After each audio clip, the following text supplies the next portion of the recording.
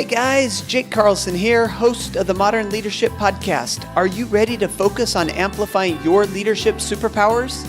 Let's go! Good morning, my friends, and welcome back to Modern Leadership. I hope that you have had a terrific week. This week, I want to talk about the bottom line. Not just the bottom line, like the financial bottom line, but the triple bottom line. Are you familiar with this term? Well, it was made popular in the mid-90s, and it refers to a corporate bottom line that is more than just financial. It includes things like social and environmental accounting. Like people, organizations must look completely, a holistic view. And a focus on just the financial bottom line, disregarding your people or the impact culturally and environmentally, is a recipe for disaster. So, to help me dive into this more fully, I've invited Shannon Adkins to join us as this week's guest expert. Shannon is a mom, a volunteer. I just found out she lived for 5 years on a boat, a thought leader. All of this in addition to her role as CEO of Future State, a woman-owned, employee-owned consulting company she returned to revive after a downturn. Future State works with Fortune 100s and nonprofit organizations, treating their clients as the smartest people in the room and making them feel cared for and collaborated with. Seems like a novel idea. Shannon originally planned to be a women's rights lawyer, but when the dot-com boom hit, she found herself working for a small company full of wacky women with magical powers who were not playing by the rules, and a new passion was born. Shannon, it's so great to have you with us today. How are you? I'm doing great. It's a beautiful day here in Oakland, California. Well, and when the fog's not in, it's always beautiful in Oakland, right? That's right. Diversity, business, thriving social activism. It's a pretty cool town. When we moved, we lived in Arizona for a number of years. We live back there now, but previously we lived in Arizona. Then we moved out to the Bay Area, and that was the first thing that jumped out to me was the diversity and the impact culturally of having my kids spend so much time with different traditions and cultures and languages and different people. And it's such a melting pot in the Bay Area. So I'm glad that you brought that up. Now, we bring you on, and the first thing I start out with saying is you were originally planning to be a lawyer, but then the dot-com boom happened. So take us back to that time and what was going on? So I think the common thread, even, in high school, was a commitment to making a difference and a really strong sense of sort of justice and equity and wanting to be able to fight the good fight. So as I was going through my college experience, as I was working in volunteer roles and beginning to get my feet wet with my personal passions and commitments in the world, it seemed to me that there was this really significant disconnect between the contributions of women and what that looked like in the workplace for them in terms of unequal pay, sexual harassment. So this is 1994, 1995. And I thought, well, I'm gonna go fight for women in the workplace and make sure that they have fair and equitable and just treatment and that they have equal pay. And I'm gonna be a warrior for that kind of change. Somewhere along the way, I thought, do people change their mindsets and behaviors because they win or lose a lawsuit? Does that cause a cultural shift and transformation? Is that going to be work that will be fulfilling to me, where I feel that I'm making the difference that I'm committed to making? And I thought, well, I have time. I can always go back to law school, but maybe I'll try transforming the world of work for women by being a kick-ass, I don't know if I'm allowed to say that, a really strong and effective and successful woman in business, and surrounding myself with really strong and successful women in business, and building those competencies and capabilities inside of the organizations that I'm a part of, and modeling a new way of interacting and a new way of existing, and not compromising my, what we kind of say are those more feminine attributes of leadership in order to be successful inside of business. And so I think that was a theme that carried through my career of, if somebody tells me I need to be more aggressive or bang the table louder, I'm going to say, no, that's not actually aligned to who I am authentically and to my authentic self-expression. I'm going to lead the way that I'm going to lead. And now we find ourselves in the 21st century, recognizing that those leadership attributes that perhaps come more easily to women are in demand for everyone, and that we need to be modeling empathy, modeling self-awareness, modeling collaboration and communication, moving away from, I know best, I'm the smartest person in the room, to let's see what we can extract from our team and how we can come together to get those best ideas democratized and give access to ideation and innovation and contribution to every single person inside of our organization. So I think I made the right decision. There are times when I wonder if I should have pursued that career in legal or policy or advocacy, and we certainly find ourselves doing more and more advocacy and policy work as entrepreneurs and as business owners. But I'm really, very proud of the culture we've created at Future State, and really inspired by what is becoming kind of the new norm, or at least certainly the new aspiration for organizations to lead in an equitable and fair way that recognizes the strengths of individuals and builds upon them. And it's an interesting conversation. You talk about this being the mid-90s, and here we are, 2018, and we're still seeing some of the issues that you brought up, some of the things that made you want to get into women's advocacy, especially in the workforce, women's rights. And I'm the father of 2 daughters. So this is a concept and a topic that really rings true and important to me to have this conversation with. And so I love that you brought this up. There's another thing that you said that we kind of glossed over that I want to make sure that I pull back out. And that is, you didn't give up your dream as far as what you wanted to see in the workforce. It wasn't that you said, now I'm going to do something else that's more important or different. You basically chose a different direction in order to do the same types of things that were core values and passions of yours at that age. So where you started out saying, I can make a difference in the legal field with policy and with legal rights, you've taken those same dreams of changing the workforce and moved it into a more corporate setting. And I kind of did the same thing looking back at my college days. I started out wanting to work in government, work in politics. I started out as a political science major, and then I shifted over to being a business major because I felt like knowing the background of business and running my own business would help me to be a better politician. Now, did my dream change? No, but the path that I went down to get to that dream did change. And so now we fast forward to today, Shannon. And one of the things you talk about, one of my favorite things, and I started this in the intro, is this triple bottom line. So can you kind of walk us through what this triple bottom line is and how it applies in Future State? Yeah, sometimes I think this is a somewhat radical point of view, but these days less and less so. I think, business is the most powerful force on the planet. So to your point, we can want our government to enact new policies. We can want our government, to shift right, left, whichever direction, is your own personal passion. At the end of the day, the power and the influence that business has in the United States of America is, and really across the globe, is second to none. And what I think about is I'm committed to social change. And as a CEO, I have the ability to directly influence the lives of hundreds of individuals, and my company's pretty small. So the CEO of Patagonia, the CEO of IBM, the CEO of Wells Fargo, these are folks who, just by being conscious in how they design and operate their business model with a mind towards ensuring that they do no harm to humans, to communities, to ecosystems, to the planet, will have a more, in my opinion, a more profound and lasting impact on humanity than any policy ever will. And so I kind of take it a step further and say, if you want the privilege of doing business in the United States of America, a land where we have access to talent, we have access to infrastructure, we have access to Wi-Fi, we have access to technology, we have access to resources, you don't get to hurt it. It's not a right to run a business and do harm.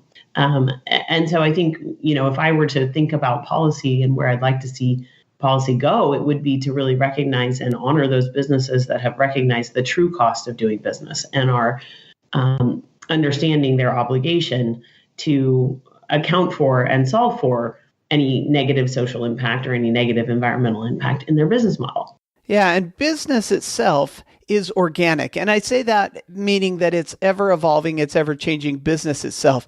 And when you mention Patagonia, when you think back to when Patagonia got started, and how they had this culture. It was very radical. We're going to be part of the community. We're going to give back. And at that time, it was so radical that it made them stand out. It was a differentiator, which in business is a good thing. It made them really, I've often said, when you tell people what you do or what your vision or your mission is, you want it to cause people to run, either to run to you or to run from you. And Patagonia basically said, this is who we are, which because it differentiated, it caused people to run to them. Now, as business being organic as it is and ever evolving, we're starting to see now this culture where it's no longer radical to help the community. It's now a necessity. Now, because it's become more common, now people look at it and say, well, if you're not doing that, if you're not helping the environment, if you're not helping the community, if you're just putting profits ahead of everything else, then people are running from that, because now that's what we expect in the world and in the world of business. And so you can see, you live up in the Bay Area. There's a lot of tech companies up there, and you can see this major push for philanthropy and philanthropic endeavors. I used to work in nonprofit up in the Bay Area, and it was a great place for us to go to raise money at these corporations because they want to give back, and they've set aside specific funding to give back. And so I love this conversation about the triple bottom line. Now, one of the things that I had to chuckle about as I was reading your bio, and that is you left you kind of went down this path into the .com world, and you found a small company full of wacky women with magical powers. So what is this company, Wacky Women Magical Powers, all about? Yeah, well, I mean, literally when I first started, I was in my 20s, my first job out of college, really. And the woman who founded the company, Meryl Natchez, self-proclaimed Berkeley poet who thought, oh, I have these 4 kids. I guess I'm going to have to put them through college at some point in time. I should probably, get to work. And incredible saleswoman, right? First and foremost, could sell anything to anybody because she was highly empathetic, very connected, and whip smart. And as she built her business, she built it around being a mom and needing to be able to be there for her children. And so she attracted other moms, and she attracted people who were, not really pursuing that mainstream career path. Many who had been in the workforce and had found it not conducive to their whole life being expressed. I was early career. So what that showed up for me was she just gave myself and my now COO, Kathy Crumpy, and our director of delivery, Jennifer Ribley, and one of our client portfolio directors, Lynette, literally 4 of us who started there in our 20s. She gave us more accountability than we had any reasonable expectation of having. She basically asked me to start the web division of the company. She asked Lynette to create and define all of the recruiting policies and practices. She asked Kathy to, build operations and infrastructure to scale the business. She asked Jennifer to build a learning and development, platform for the company.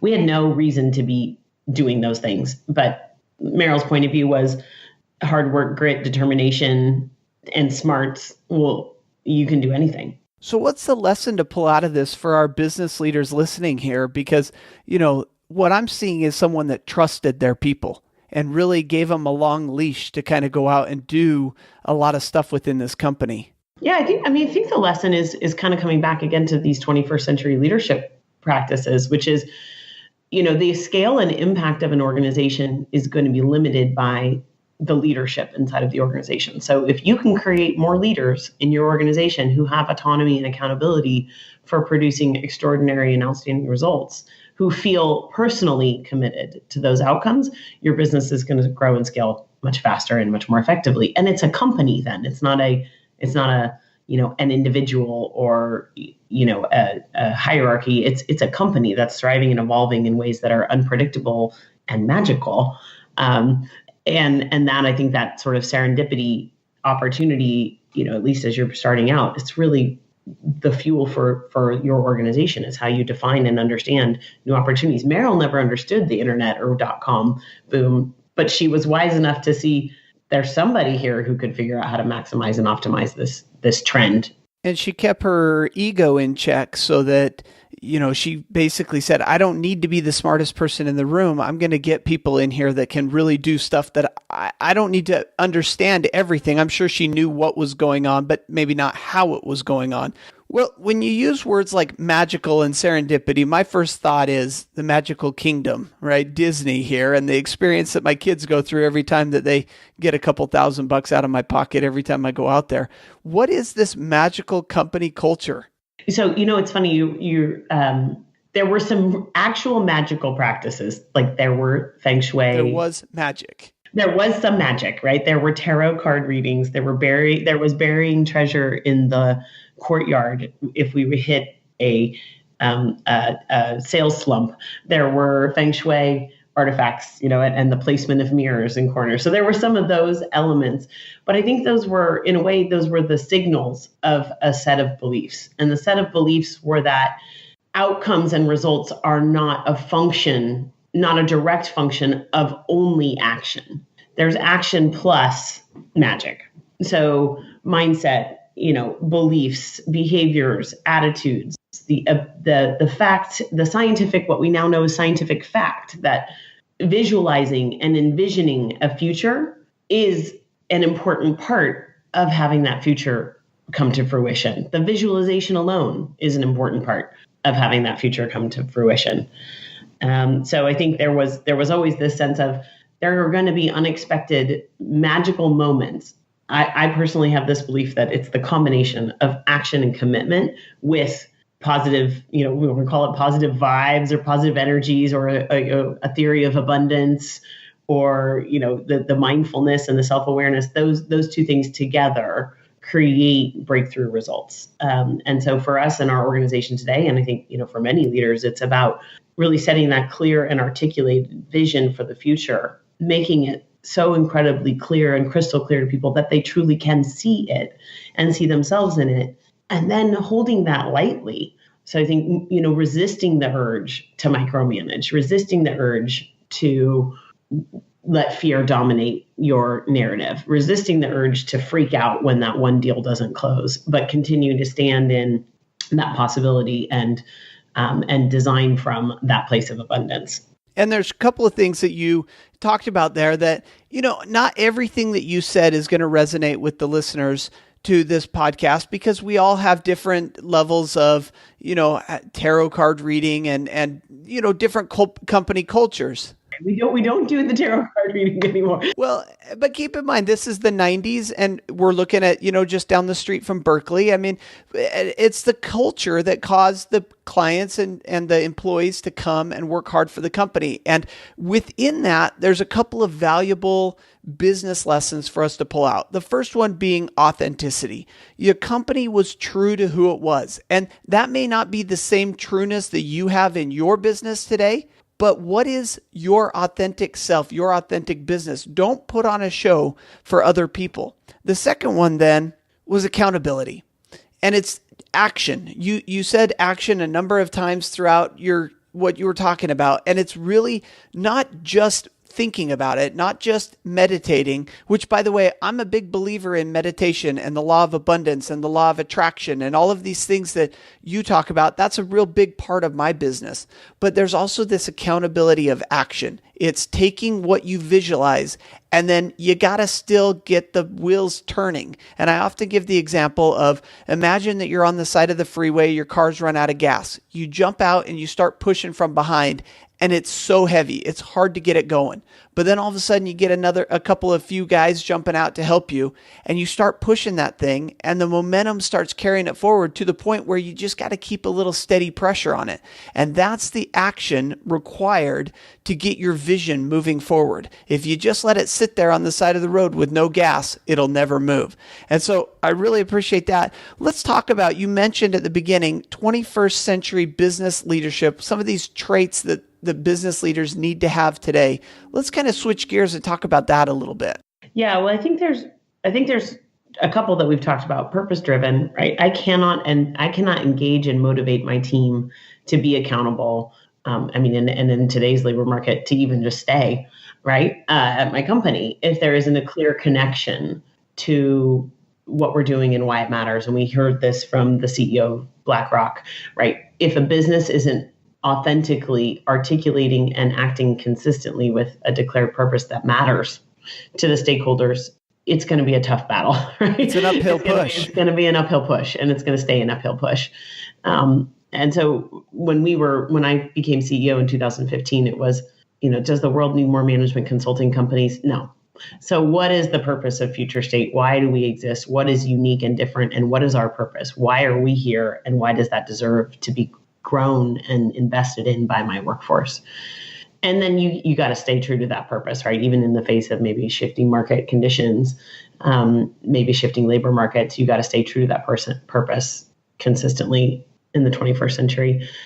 I think the other one, I've got a bunch of them, but I think self-awareness. And so to your point, the meditation, if that's your path towards it, the Strengths Finder, the Myers-Briggs, whatever your journey is, but to really know who you are and who you're not, and to be able to lead from that place of self-awareness and authenticity so that you can recognize your own triggers and interrupt yourself and give your team the tools to interrupt you too. So I want to arm my team to say, hey, you all know I'm going to, when I find myself under pressure, I'm going to jump into doer mode. I'm going to stop leading and I'm going to start doing. Here's how you can interact with me in that moment to remind me of my true purpose, of my commitment to build a company, not be a superhero. And let's unpack that just a little bit. Let's talk about how we can become more self-aware, how we can identify. You named a few of the tests going out there, but what are some of the steps that we can take to become more self-aware? Because I absolutely agree with you. The more self-aware we are, then we can set a course towards what authentically we're going after. So how do we become more self-aware? Well, I can speak about my journey. I know there's a lot of other folks that have taken themselves on different journeys, but for me, it was, a really tough moment in my life. My mom was diagnosed with Alzheimer's at age 49. I'm really interested in people being able to have breakthroughs in self-awareness without a tragedy happening. My mom was 49. I was in my 20s. But that started me down a path of really recognizing what are the mantras or the ways of thinking that I have inherited that I actually have not chosen, and what is true for me, and what is the path that I'm choosing? Because when my mom was diagnosed with Alzheimer's, my parents were just about retired, and that threw all of that into a completely different reality for the coming 10 years. Which gave me the opportunity to pause and say, what is this train that I'm on? And do I want to be on it? Do I want to get off this train, or is this train the train that I want to be on? So I think from there, for me, it was about who am I? What matters to me? What is the reason that I'm here on earth? What is going to have made it worthwhile for me as an individual? Should I also be, diagnosed with a disease? None of us have any guarantees. So what is that path about for me? And created this, sort of possibility for my life, or this commitment for my life of living a life of adventure and making a difference. And that's guided me for these 20 years since. But I think it's, I'd like to think there's a way to do that without having major breakdowns, but I do find that that's a common theme. It's interesting that you say that because, we talk about wanting to be able to do this without, having a tragedy or without having some major obstacle or trial that comes into our lives. But the reality is, if we're just on the fast lane, if we've set our car on cruise control and we're just humming along, if nothing changes, nothing changes. And I know it's cliche and I know we hear it all the time, but the reality is, if nothing changes, then what's going to cause us to change? Most people become complacent. And in an interview I had earlier today, we talked about how time plus competency equals boredom. And so the more time we have and the better we are at something, the more bored we get. And so I think that there needs to be a shakeup. Now, we don't want it to be something so tragic as a loved one being diagnosed with an illness or a disease or a terminal illness or anything like that. Hopefully we can push ourselves to grow and become self-aware through other challenges and trials and obstacles. But the reality is, I think it takes something to cause us to kind of look internal and try to make this change. What do you think about that? I think it's true, but then as a parent, I'm like, please no, so I'm trying to raise my kids with self-awareness. And maybe I could argue they've already had those moments that were breakdowns, right, in their lives. But, I don't want to sit back as a parent and be like, well, when you really fall on your face, you'll be one self-aware kid, but it is kind of like that, right? So, with my children, I think parenting is a really great trainer for leading an organization as well. But, in parenting, it's how do I model humility? How do I model recognizing my weaknesses and asking for forgiveness? How do I model asking for help? How do I model recognizing my passions and pursuing them, even if I don't know how I'm going to be successful? And when I see those attributes in my children, how do I give them encouragement to keep on that path, right? And to continue to hone and refine their sense of self. And I think, maybe because these are 21st century principles, and we see this shift and transformation occurring in Generation Z, or are they Generation Z? Yeah, the new ones are. Yeah, maybe they will have it figured out without having to go through crisis. That would be pretty awesome.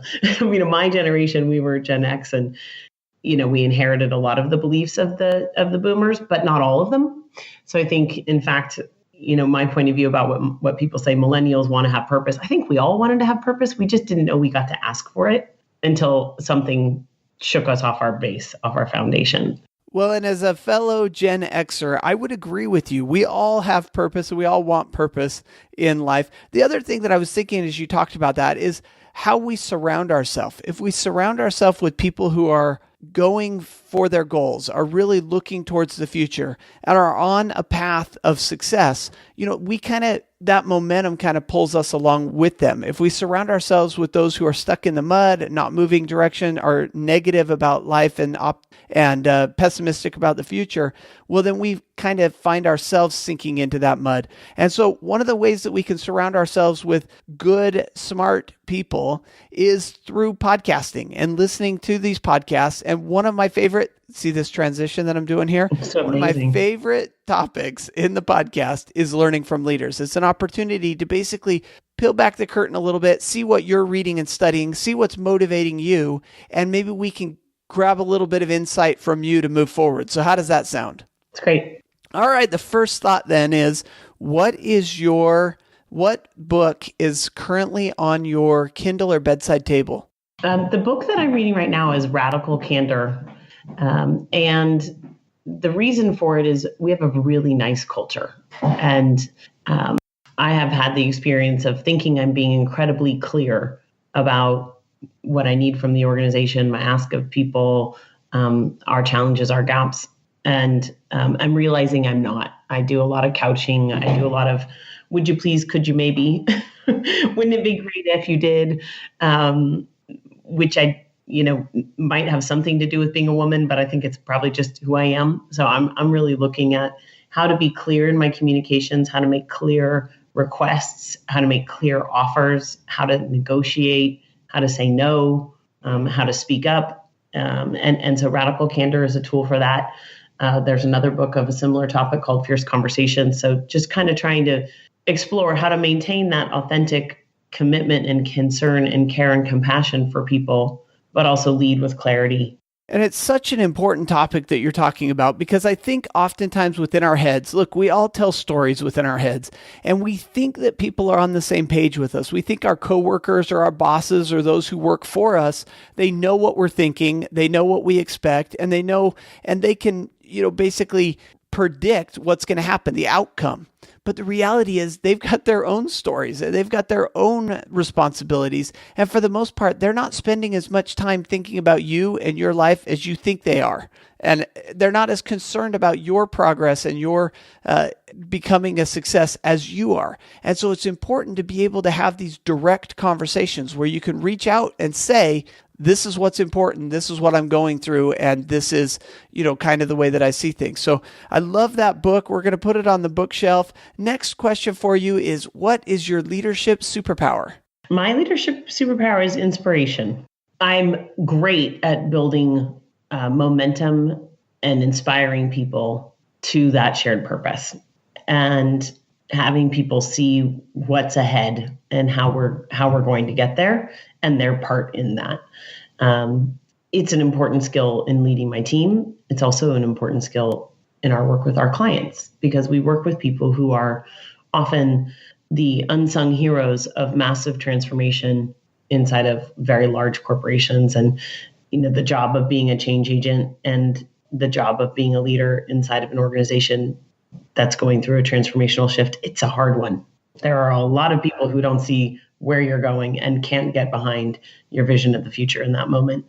So a big part of our work is enabling people to find that inspiration even in those down days, and to bring that rally cry to their organization to support their organization through change. So it's a big part of what we do in our daily work, and it's a big part of what I do as a CEO of my company. And I love the inspiration superpower. I always imagine William Wallace in Braveheart, standing in front of his troops saying, let's go do this. We can get this, and just rallying the troops. So I love that superpower. How about a philosophy quote or mantra that you live by? I was thinking about this. My dad's favorite quote, and I actually have no idea who it's attributed to. He just said it to us all the time, is everything will be okay in the end. And if it isn't okay, it isn't the end. And so I hold failure really lightly and breakdowns really lightly, so they don't stop me. That's not universally true. There certainly have been things in my life that stopped me dead in my tracks, and it took me, months to sort of find my true north and inspire myself out of them. But generally speaking, I can take a lot of obstacles along the path and continue to move forward, confident and secure that we will arrive, that we will succeed, that I will make it, even in the face of what seems to be daunting challenges. So I think that was a Smith family, my maiden name is Smith, a Smith family mantra. My mom used to say, if we'd hurt ourselves, she'd say, just think how good it will feel when it stops hurting. So we really lived in that. Even when my mom was diagnosed with Alzheimer's, it was, okay, what are we going to do to fight this disease? How are we going to raise money? And we raised, $500,000 to fight Alzheimer's disease. So I think there's just something embedded in me that's about challenge is exciting. Change is fun. Trying to figure out a new path forward in the face of nobody thinking it's possible. That's good stuff. That's what I get up for. And that quote has now become one of my most favorite quotes. When you said it, you said the first part about, everything will be okay in the end. I was like, okay, this is when you continued and ended it with, if it's not okay, it's not the end. It was like a light bulb just flashed for me. That's incredible thought. If things aren't okay, what are you going to do to change? It's not the end. The game's not over. Let's keep playing. This wasn't the last second shot. So I love that mantra. Last question then is the book that you most often gift to friends, colleagues, or those that you work with. I often give away the book Give and Take. Kind of coming back to that theory of abundance and mindset. Well, first and foremost, it was a validation for me of a philosophy, that the data supported it, that Adam Grant had done the research to find that, in fact, people who are oriented towards what they can offer and what they can give do better, have greater success in the end, was like, oh, yay, yay for me. But also, I just think it's kind of the antidote to resentment. So it's the opportunity for people to be empowered by orienting around a stakeholder view, orienting around being of service, being a servant leader, making sure that they're contributing and providing opportunities to support others. It's good business. It's good for your health. It's good for your well-being. It's a better way to live. And I think that book is something that I'd love to evangelize to everyone. There's plenty to go around. I couldn't agree with you more. I'm an absolute believer in abundance and plenty to go around. Thank you for sharing that. Before we let you go today, Shannon, is there a last bit of advice, and how can we connect more with you, find out more about what's going on with you? Yeah, I guess my one piece of advice for business owners is to check out B Lab, check out what it looks like to become a B Corp. B Corps are organizations that are assessed against a criteria matrix for how you're adhering to and evolving best practices in sustainability. This is not just environmental sustainability. It's culture, community, human capital, business sustainability. We've got something like 2,500 B Corps on the planet today. And I think that this is a tide that's turning, both, an important attribute for our employees to know that we are purpose-driven and that we are willing to be assessed against those criteria by an independent third party. And, for the planet, I think it's going to be the wave of the future. We're riding that wave and invite everybody to do that. And then Future State, you can find us at www.futurestate.com. And that's our domain name. We've got our blogs there. We've got our thought leadership pieces there. We've got a lot of information about joining our team and the work that we do for our clients in helping them transform and bring the people inside of their organizations along on that journey. Oh, perfect. And we'll link all of that up on the show notes for this episode. Shannon, again, thank you for coming on the show. We all look forward to building our magical places of work. Thanks for having me. It was a great pleasure.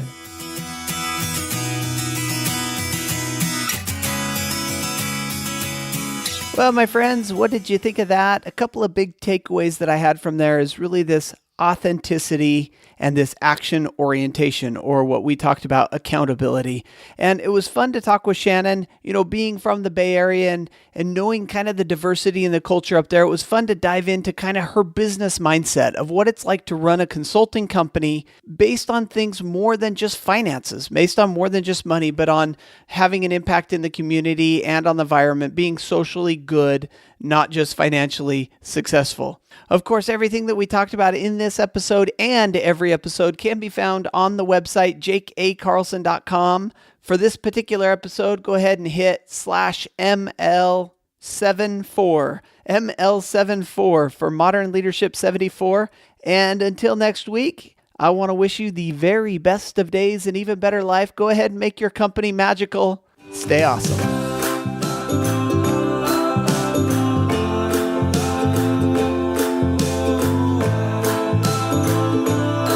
Thanks for listening to the Modern Leadership Podcast. You can find me on Facebook at Speaker Jake, on Twitter at Jake A. Carlson, and of course the website, jakeacarlson.com. See you there.